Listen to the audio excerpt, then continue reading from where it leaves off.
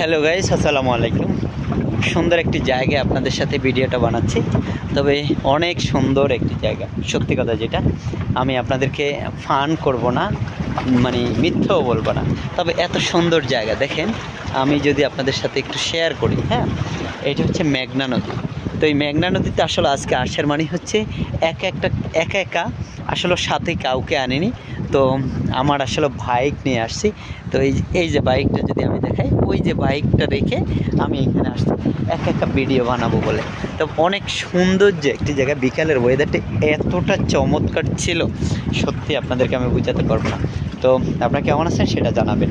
আর কারা কোথায় থেকে আমার এই ভিডিওটা, এই ছোট্ট ব্লগটি দেখছেন, অবশ্যই কমেন্ট করবেন। যারা যেখান থেকে দেখেন না কেন, অবশ্যই আমার রিকোয়েস্ট থাকবে, এটা হচ্ছে আমি আপনাদেরকে মেঘনা নদীর যেহেতু বীজ দেখানোর সক্ষম হয়েছি, আপনারা যারা যেই বঙ্গে থেকে, যেই ডিস্ট্রিক্ট থেকে আমার এই ভিডিওটি দেখছেন, হয়তোবা আমি আপনাদের সাথে একটু অত ভালো আকারে আমি ভিডিওটি উপস্থাপন করাতে পারিনি, কারণ হয়তোবা আমার একজন ক্যামেরাম্যানের খুবই প্রয়োজন ছিল এই মুহূর্তের জন্য। আরে পরে না থাকলেও চলতো। দেখেন নদীর ঢেউটা কি সুন্দর। হ্যাঁ, নদীর মানে অনেক সুন্দর একটি জায়গা। তো আসলে কাউকে যদি সাথে নিয়ে আসতাম, সেই ক্ষেত্রে অনেকটা বেশি ভালো লাগতো। এত সুন্দর জায়গাটা আপনাদের সাথে একটু ঘুরিয়ে দেখানোটা পসিবল হতো। তো তারপরে যতটুকু সম্ভব এই যে ব্লগগুলো আমি আপনাদের সাথে একটু দেখাচ্ছি। আর নদীর হয়তো কোলাহল, যেই নদীর বাজাটা আরই কোলাহল শব্দগুলো নদীর মাঝে এতটাই ভালো, এতটাই সুন্দর একটি পরিবেশ। তো দেখেন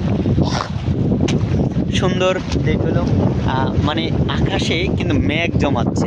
হ্যাঁ, আকাশে মেঘ জমাচ্ছে। তো মেঘের কারণে হয়তো বা ওইভাবে আমি আপনাদের সাথে আমি বেশি থাকতেও পারবো না। তারপর আমি ভিডিওটা একটু লং করব, যেটা হলো আমি আপনাদেরকে সুন্দর মতো দেখাচ্ছি, যেন আমি সুন্দর মতো দেখাতে পারি। এই যে দেখেন এই নদীর পাড়ে, অর্থাৎ যে ব্লকগুলো, আমি এই ব্লকগুলোর উপরে আসছি, BWDB। তবে এত সুন্দরভাবে সাজাচ্ছে, যদিও তারা এলোমেলো সাজাচ্ছে, কিন্তু মানুষ হাঁটার জন্য অনেক সুন্দর একটি জায়গা।